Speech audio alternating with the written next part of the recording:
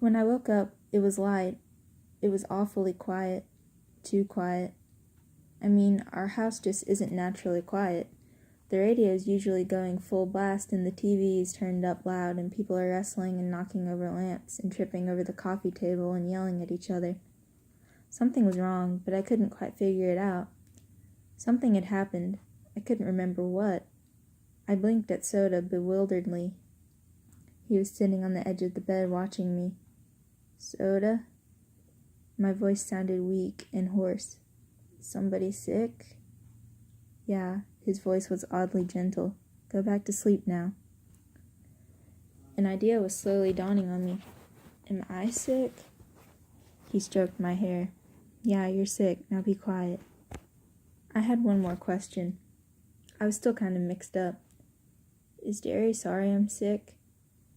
I had a funny feeling that Derry was sad because I was sick. Everything seemed vague and hazy. Soda gave me a funny look. He was quiet for a moment. Yeah, he's sorry you're sick. Now please shut up, will ya, honey? Go back to sleep. I closed my eyes. I was awful tired. When I woke up next, it was daylight, and I was hot under all the blankets on me. I was thirsty and hungry, but my stomach was so uneasy I knew I wouldn't be able to hold anything down.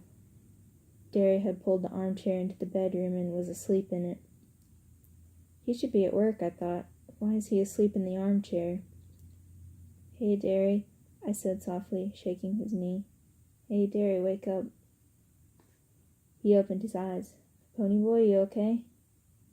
Yeah, I said, I think so. Something had happened, but I still couldn't remember it, although I was thinking a lot clearer than I was the last time I'd waked up. He sighed in relief and pushed my hair back. Gosh, kid, you had us scared to death. What was the matter with me? He shook his head.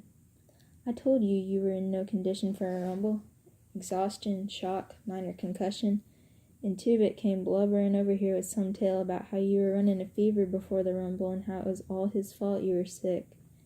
He was pretty torn up that night, Derry said. He was quiet for a minute. We all were.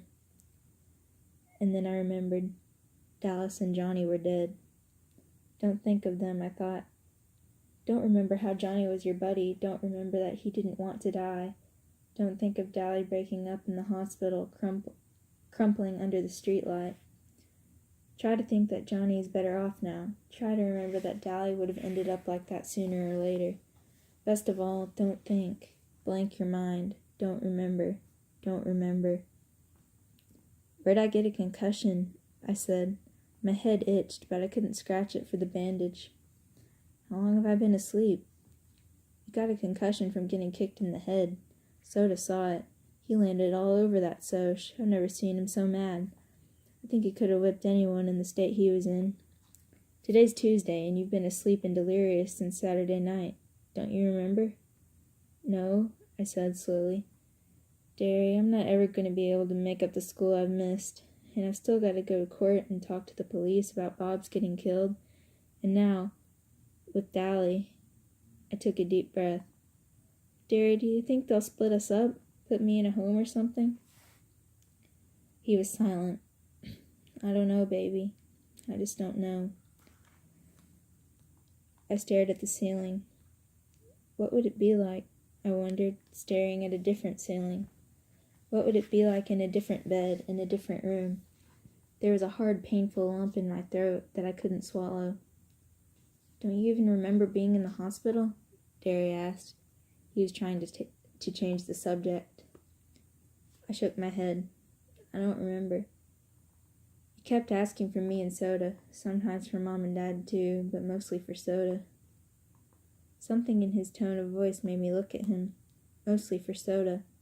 Did I ask for Derry at all, or was he just saying that?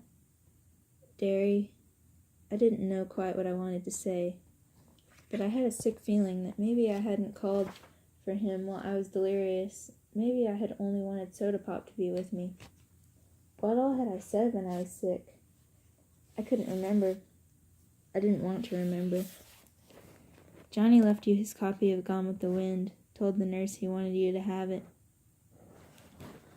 I looked at the paperback lying on the table. I didn't want to finish it.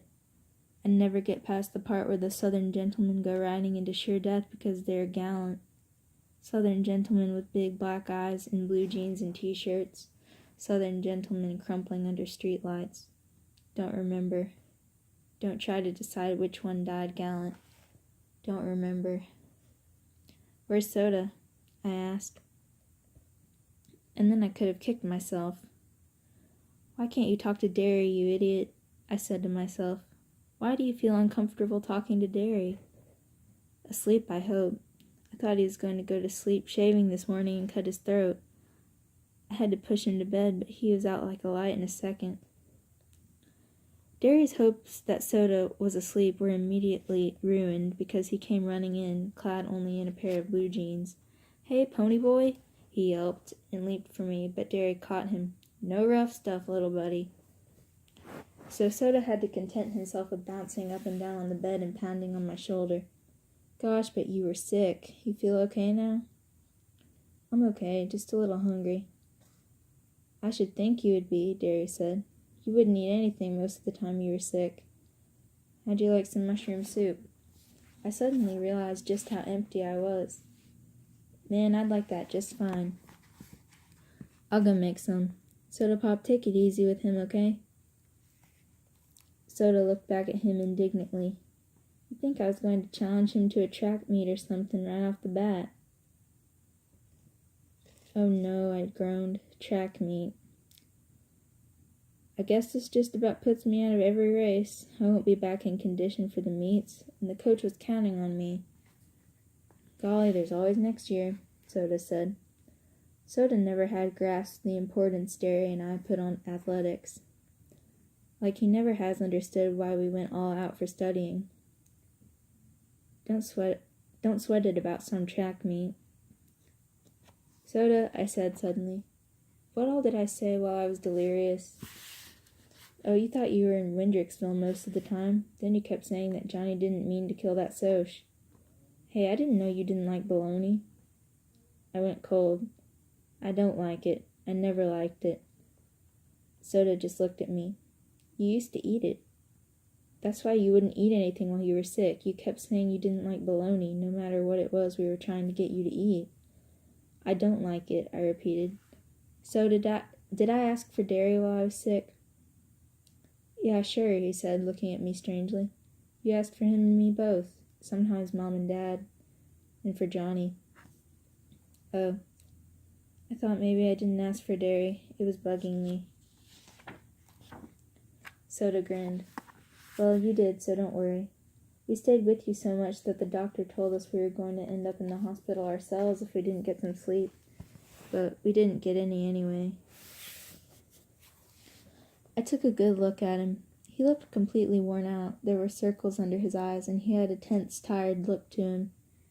Yet his dark eyes were still laughing and carefree and reckless. You look beat, I said frankly. Bet you ain't had 3 hours sleep since Saturday night. He grinned, but didn't deny it. Scoot over. He crawled over me and flopped down, and before Derry came back in with the soup, we were both asleep.